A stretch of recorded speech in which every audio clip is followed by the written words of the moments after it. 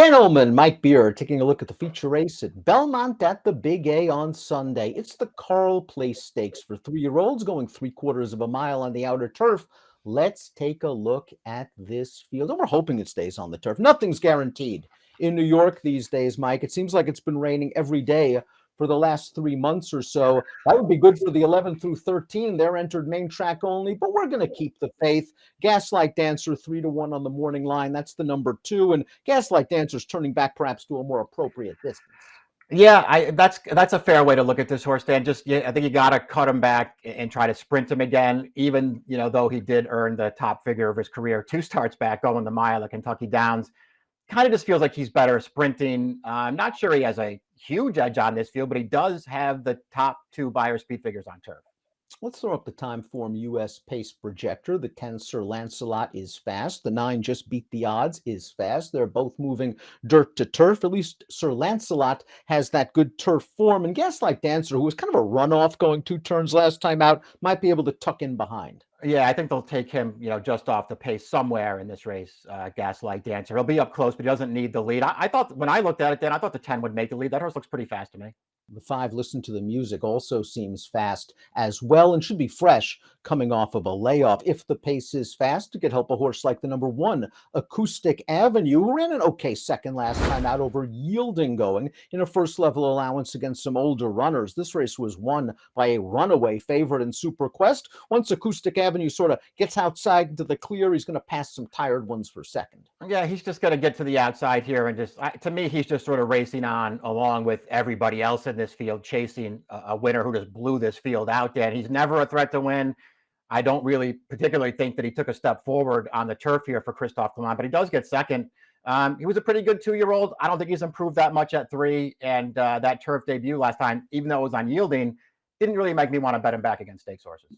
Gaslight Dancer, the number 2, raced well over this course in distance last year, is a stakes winner this season at Keeneland and is now getting the cutback that he needs. As we talked about earlier, he was in a Churchill last time out. The tough Kentucky Downs, very testing course no matter what distance, especially a mile for a sprint type like Gaslight Dancer. What did you make of his race 3 starts back, though? The Mahoney, Mike, a race where he stayed on a little bit late, but one could argue underperformed a bit.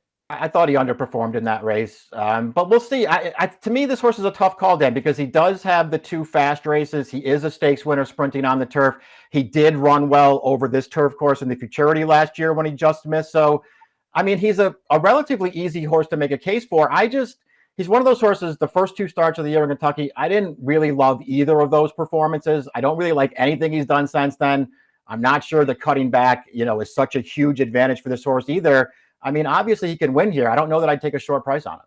The 3 Son of a Birch finished ahead of Gaslight Dancer in the Mahoney last time out. It was sort of a race where he was out-sprinted a bit in the early portion, then ran on at the end. I kind of like him stretching back out to 3/4 of a mile where he can kind of use more of his tactical speed. Yeah, I think this horse actually ran deceptively well in the Mahoney last time. He got bumped really hard at the start of that race and just wound up way back off the pace. Then he was wide, and he did run on through the stretch of that race to make up some ground. His other 3 turf races, he hasn't come close in those, Dan. He didn't run particularly fast figures. I think he ran better than it looks in all 3 of those races. I think this horse is way better than he looks on paper.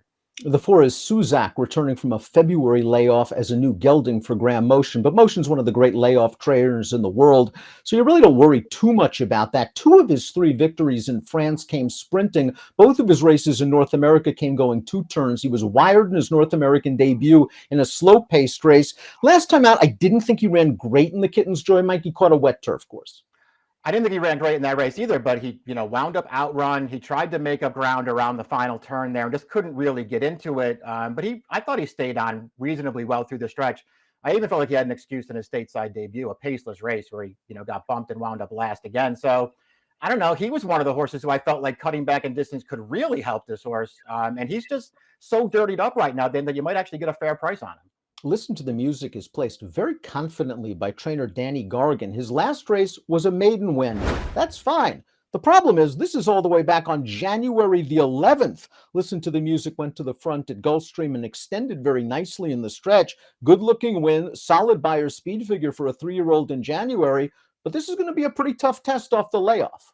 That's how I looked at him too. I didn't really know what to do with him, Dan. I didn't really like either of his first two starts as a 2-year-old last year. I realized that he improved when he won that race that we just watched, but he got absolutely loose on the lead in there as the favorite. And I don't think that's going to happen in this race off the layoff. Turf debut for the 6 Freedom Road, who has the look of sort of a late running sprinter. I'm not sure I really love this turf pedigree. The Malibu Moons are okay on the grass. I think he's going to need a little bit of a battle up front for him to do his best on the turf. I feel the same way about him. He's not a horse that I was that interested in switching surfaces here, just because I don't really love his pedigree all that much. And his dirt form to me is just okay. He is a closing sprinter. Maybe he'll have some pace to run at here, Dan, but I thought he was hard to like. Arad Ortiz picks up the mount on the 7 Balakazoo, coming off a runner-up effort in an allowance race at Keeneland. I thought all in all this trip worked out, Mike. He broke fine. He settled in the pocket. The rail opened up. He's going to come on through, and he's just not good enough. Exactly. I would say, I guess if you're looking for a way to want to just take him back, because the last 2 races of his, on his card are the 2 best races of his life, Dan. So that's a good sign for him.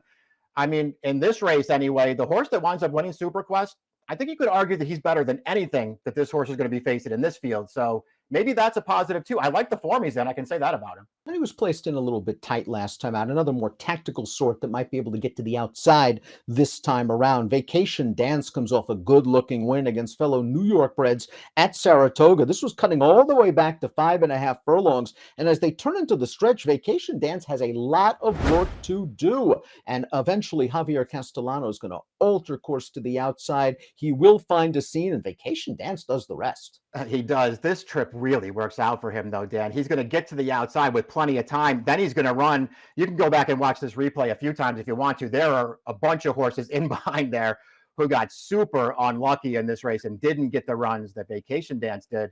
Listen, maybe it wasn't going to matter. He wins clear at the end. And if nothing else, I think it's pretty clear now he's way better sprinting than he is routing. And perhaps he's a little bit more pace adaptable than it seems on paper. He did take them gate to wire in the Atlantic Beach over course and distance last year, although that wasn't a terribly fast pace. Just Beat the Odds is going to try turf for the first time, removing blinkers, is this son of Munnings. There's a little bit of turf in this pedigree, Mike. I think his best asset, though, is his early speed. Yeah, I agree with you. And I don't know that he can make the lead in this race, Dan. So that really bothers me about him. He does have plenty of turf pedigree, though. I don't mind them switching surfaces here. I just wonder if he's good enough.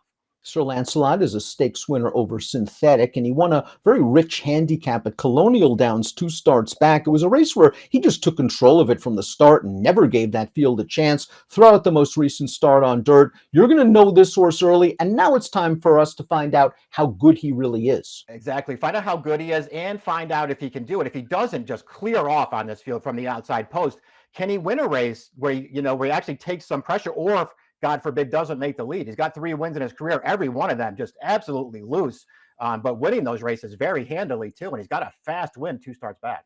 11 through 13 are entered main track only, so we'll take a look at our top picks. For the Carle Place, you're going with Son of a Birch, just a horse that might be dirtied up on form, a little tactical, and I think a horse that can work out a trip.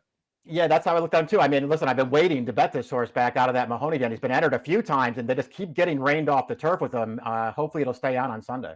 I trust motion off layoffs. I like Suzak cutting back in distance. My concern is that this horse does not seem to have speed.